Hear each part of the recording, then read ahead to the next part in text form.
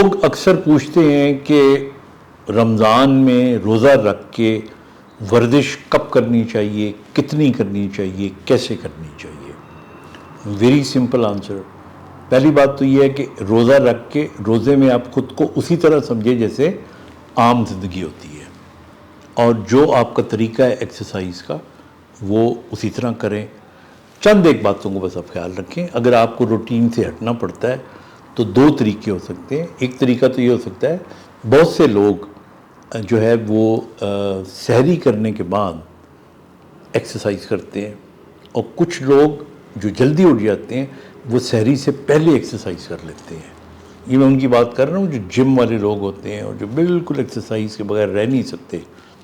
تو اگر کھانے سے پہلے آپ ورزش کر لیں تو that is a very good thing for you. اور ورزش اتنی کریں جتنی آپ کرتے ہیں. اور اگر آپ سحری کھانے کے بعد ورزش کرنا چاہتے ہیں تو بس پھر ذہن میں رکھیں کہ ہلکی ورزش کرنی چاہیے، اور کھانے کے بعد ویسے بھی ہلکی ایکسرسائز. اور بڑی عمر کے لوگوں کو تو بالکل کم ایکسرسائز کرنی چاہیے. واک بھی کرنی ہے بڑے دھیان سے، کیونکہ کھانے کے بعد جو سارا بلڈ ہے وہ آپ کے معدے میں ڈائجیشن میں آ رہا ہوتا ہے، تو less blood goes to your heart. تو ایک تو یہ آپ رکھیں. اب مجھے یاد ہے ہماری پروفیشنل ٹیمیں ہیں، ان کے ساتھ بھی ہم نے کام کیا ہوا ہے، اور اسپورٹس مین کے ساتھ کام کیا ہوا ہے. تو وہ لوگ زیادہ تر جو تھا اگر سحری پہ ایکسرسائز کریں تو سحری سے پہلے کیا کرتے تھے. اب دن میں بھی آپ کر سکتے ہیں.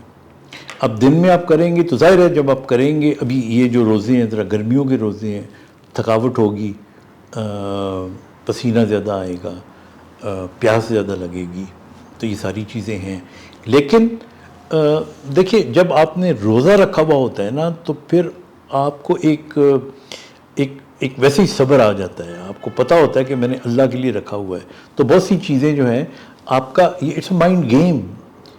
آپ کا جو مائنڈ ہوتا ہے وہ آپ کا جو تھرسٹ سینٹر ہوتا ہے، اسی طرح آپ کا ایپیٹائٹ سینٹر ہوتا ہے، اس کو اتنا زیادہ وہ اسٹیمولیٹ ہی نہیں ہونے دیتا. آپ کا بلیف اتنا اسٹرانگ ہوتا ہے. تو آپ کر سکتے ہیں ایکسرسائز. اچھا کچھ لوگ ایک زمانے میں خود بھی روزہ کھلنے سے پہلے آدھا پونا گھنٹہ ایکسرسائز کیا کرتا تھا. اس کا مجھے یہ ایڈوانٹیج ہوا کرتا تھا کہ اس وقت ویسی نکات ہوتی ہے، کیلریز جو ہوتی ہیں ہماری کم ہو رہی ہوتی ہیں، تو اس وقت اگر آپ ورزش کرتے ہیں تو موٹاپا کم کرنے کے لیے that's not a bad time. یہ نارمل لوگوں کی میں بات کر رہا ہوں، ہیلدی لوگوں کے لیے. So that again is a good time.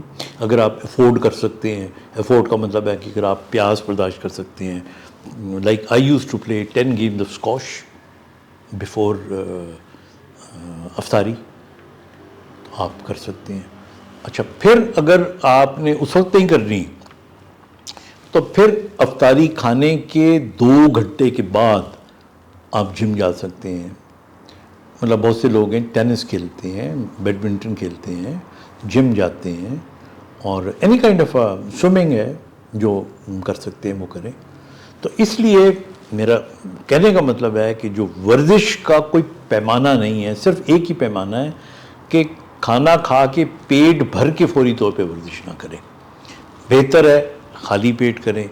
اور دونوں ٹائم ہیں آپ کے پاس، سحری سے پہلے بھی، افطاری کے بعد بھی، اور درمیان میں بھی.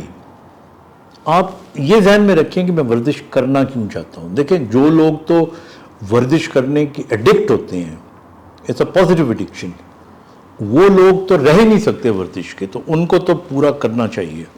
لیکن جو خرامہ خرامہ چلنے والے لوگ ہیں، تھوڑی بہت واک کرنے والے ہیں، they can do it at any time. وہ جب بھی چاہے وہ کریں، ورزش کریں.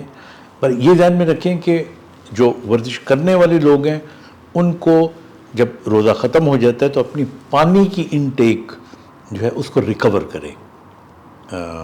یعنی ان کا ڈی ہائیڈریٹ نہیں ہونا چاہیے ان کو.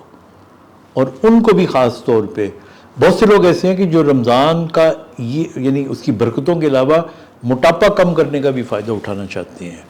تو یہ بڑا اچھا موقع ہوتا ہے.